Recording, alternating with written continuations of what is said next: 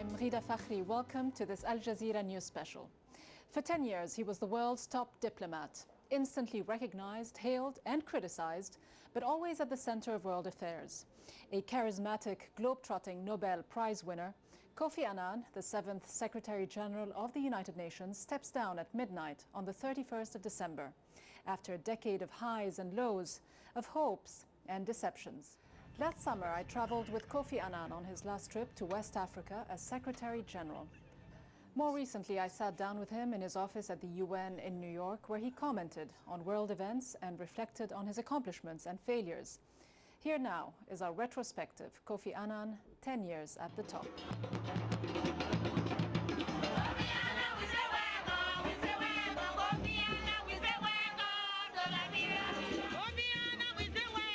This is the welcome he gets wherever he goes in West Africa. They consider him their own. Kofi Annan is on his last trip home as Secretary General of the United Nations.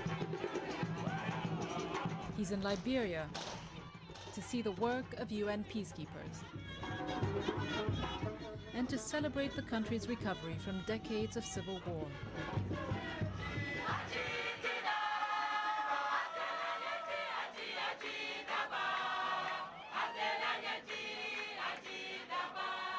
I'm proud, Mr. Secretary General, as all Liberians and Africans are proud to see you, this noble son of Africa, in the United Nations for 10 years, having transformed its image to one of credibility, respectability, responsiveness to the needs of the world.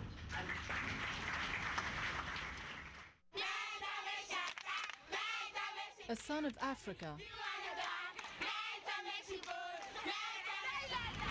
from Kumasi, Ghana, a place where everybody knows his name. This is the house where the Secretary General was born, and following Ghanaian tradition, he was called Kofi, a name given to boys who were born on a Friday.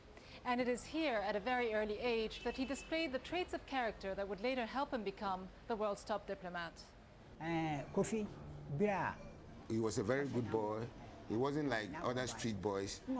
He concentrated always on his books because he always told himself that he will one day be the president of the world. Kojo Asma is Kofi Annan's uncle. Everybody could see that he could be somebody in future, a leader in future. He didn't want people to get at loggerheads with each other. So if there is any problem, he tries to settle it and there is peace. Annan's cousin, Kojo Abaka Williams, remembers a kind-hearted but serious young Kofi, always willing to give advice. He advised me that I should study hard to become somebody. You know, when you study hard right from the onset, it will be very difficult. But then when you are hit a certain area, you see that that will be a platform for you to get into a better world.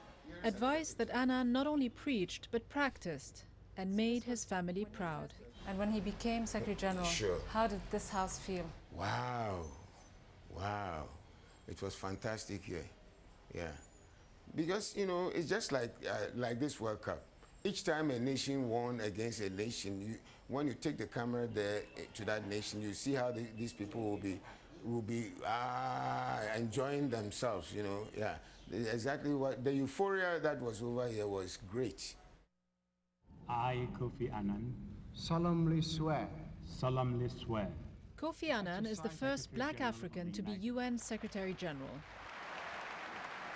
He's also the first to be elected from within the UN system, which he first joined in 1962. As a Ghanaian who witnessed his country's struggle to gain independence from the British, Annan says his proudest moment as Secretary General was seeing another country win its independence. After great adversity and destruction and violence, we were able to help East Timor, Timor-Leste, attain its independence. And I was there on that midnight when the independence was granted. And in fact, I was the one granting the independence. And as a colonial subject who went through the independence struggle, who saw Ghana gain its independence from the United Kingdom. To be there helping another small country gain its independence was a very, very moving experience that I will not forget. What I have seen reinforces my determination. In his first term, Annan made improving the lives of the underprivileged a priority. He was excellent in his first term. He had a very clear vision: human rights, the International Criminal Court, management reform, protection of civilians. You know, one of the first things you remember was the humanitarian intervention. He was the Annan Doctrine. Development, poverty, the eradication of infectious diseases and the protection of civilians in armed conflict were at the center of Annan's work. Issues that have affected him greatly. Sometimes as I travel the world and I see the misery and the destruction wrought by war, I'm the only one, and probably my wife, who knows how often sometimes you hold back the tears and try not to let your feelings and emotions come through. He gets upset especially when he sees injustices being made, the suffering of people. But he's, I think, when I want to describe him, I think he's so richly faceted. He has those kind of inner qualities which comes really from within. It's within himself. He goes to find the answers. I mean, he listens and he learns, but then he goes inside himself to find the ultimate answers and into his inner compass. And he has this wisdom, which I also think comes from his childhood, his growing up in Ghana. Wisdom, which his close friend Nana Akufo-Addo says comes from his careful deliberation of all issues. He's always been somebody who was very, very slow to make up his mind on issues until he was sure that he had as many of the elements of a given issue as possible.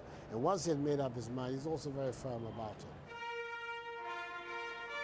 Annan's tireless work was recognized when he and the United Nations were awarded the Nobel Peace Prize in 2001.